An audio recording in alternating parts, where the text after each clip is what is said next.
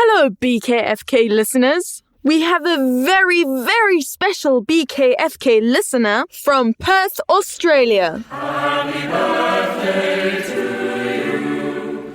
Happy birthday to you. Happy birthday to Charlotte. Happy birthday to you. Thanks, Ruby, and happy birthday, Charlotte. Welcome, listeners, to another episode of By Kids for Kids Storytime. We are so excited.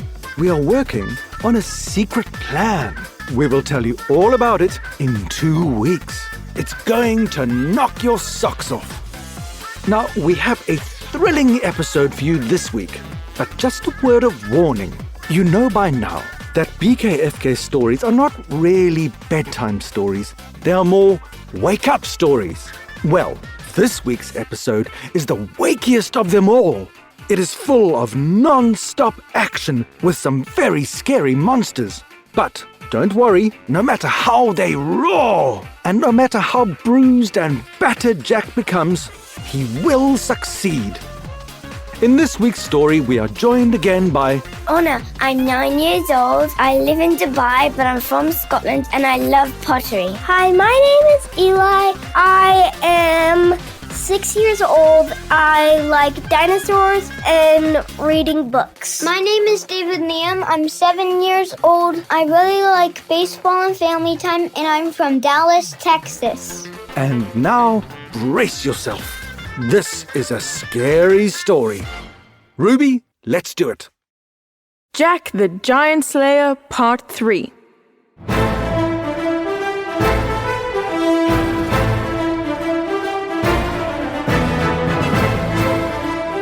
Jack was a legendary giant slayer.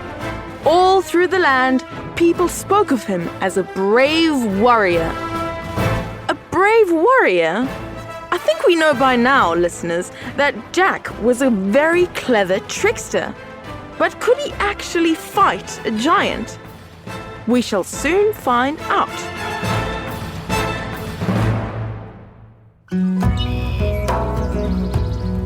It was an early morning in a quiet part of a forest in the south of England. A pot of tea was bubbling on an open fire. A sword, shield, and suit of armor lay close to the fire. A hammock was tied between 2 large oak trees. And on the hammock lay Jack.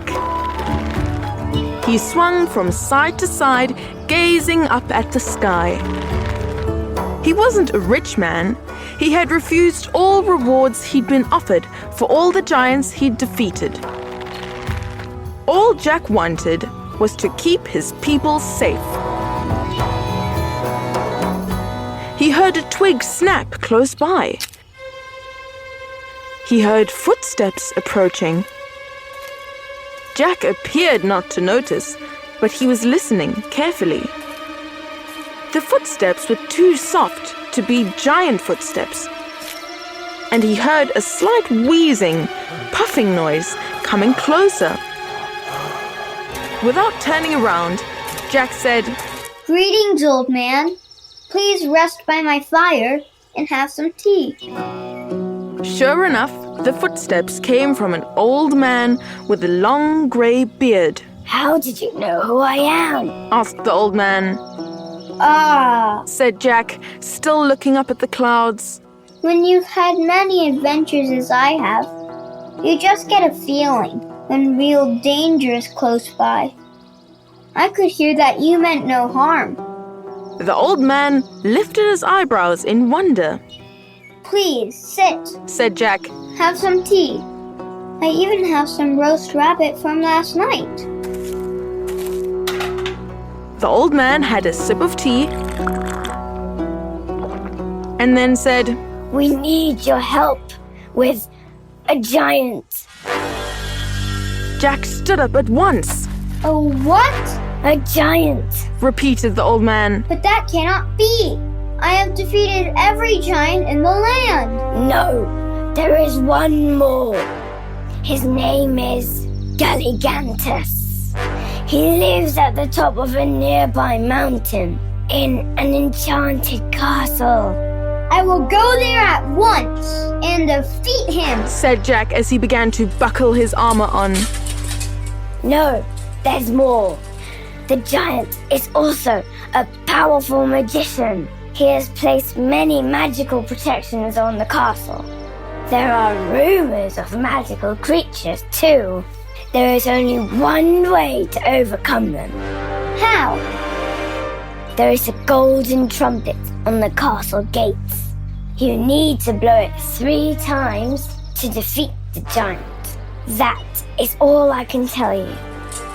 Jack pulled on the rest of his armor, strapped his shield to his back, slipped his sword into his belt, and strode off toward the mountain. Good luck, brave Jack, said the old man.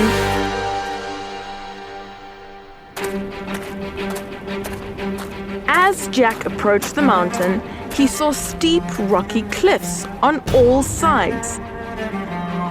At the top, he could see parts of the castle among the clouds. He carefully walked around until he found a rocky path leading up. It was very steep and looked dangerous and slippery. He slowly made his way up. The rocks beneath his feet were loose. Sometimes he slipped, but just managed to catch himself. He was almost at the top when he slipped and began to slide down, but just managed to hold onto the branch of a tree growing on the side of the mountain. His shield fell off and clattered to the rocks below. He heard a loud screech from above. Something had heard him. He heard the sound of large wings flapping. I must hurry. He gasped and began to scramble as quickly as he could up the mountain. He heard another loud screech as a large shadow flew over him. He looked up, but whatever it was had vanished in the clouds. He climbed further up. Then he heard a rush of wings. He turned around to see a ferocious creature flying towards him. It had the body, tail, and back legs of a lion, and the head, front legs, and wings of an eagle. A griffin! Jack gasped. He just managed to roll to the side as the griffin lunged at him. It tore a piece of his armor off and then flew away again. But Jack was wrong. This wasn't a griffin. There were 2 griffins, and this time the second one dropped down on Jack and tore at his shoulder. He cried in pain as the claws sunk in, but he managed to hit the beast on its beak, which stunned it for long enough for Jack to wriggle free and reach the top of the mountain. There, he saw the castle. It was behind a massive stone wall with 2 huge metal gates. In front of the gates was a large golden trumpet. He ran for the trumpet, but before he could reach it, he heard another swooping noise from his right as the griffin rushed at him. He ducked just in time. He stood up, but wasn't quick enough to dodge the other griffin on his left. It smashed into him, and he fell to the ground, injuring his leg. He managed to stand up.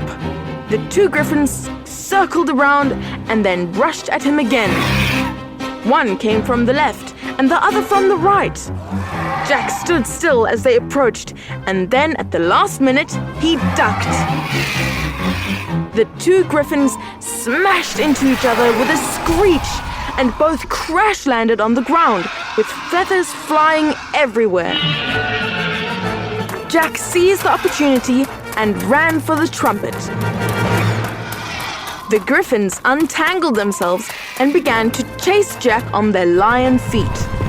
They roared and screeched with anger.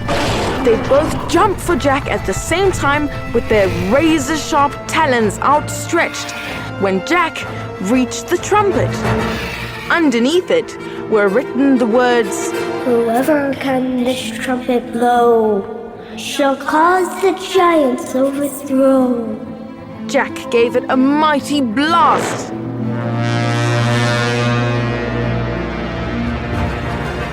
The Griffins disappeared in a puff of smoke.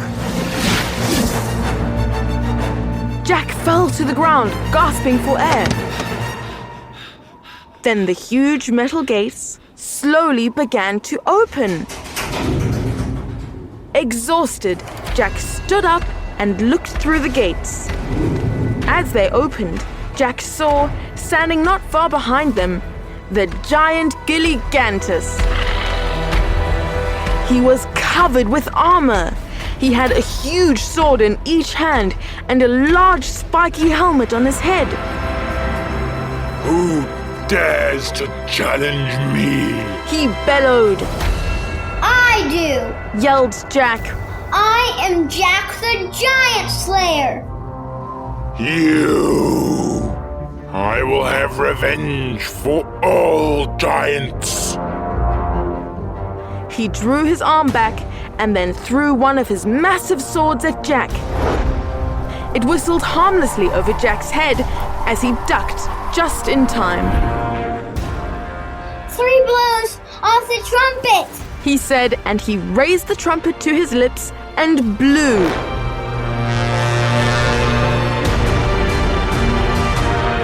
The walls began to shake. The giant threw back his head in anger and gave a terrifying roar.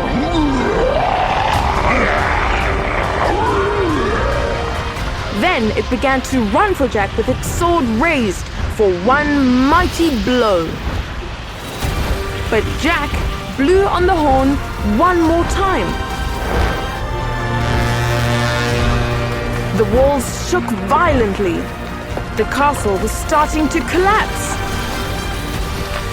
Bits of stone and brick were falling everywhere. Jack scrambled as fast as he could with the giant behind him when the castle came down with a crash.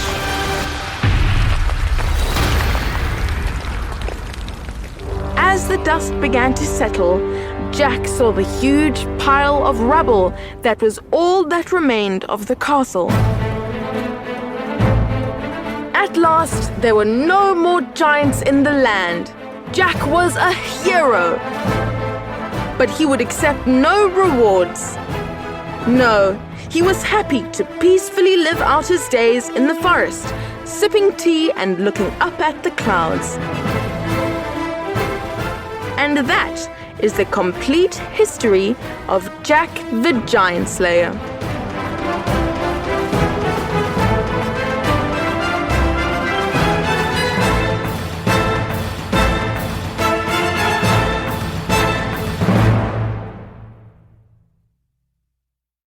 Hey guys, if you like this episode, please share it with your friends and family. It is one of the best ways to support BKFK Storytime.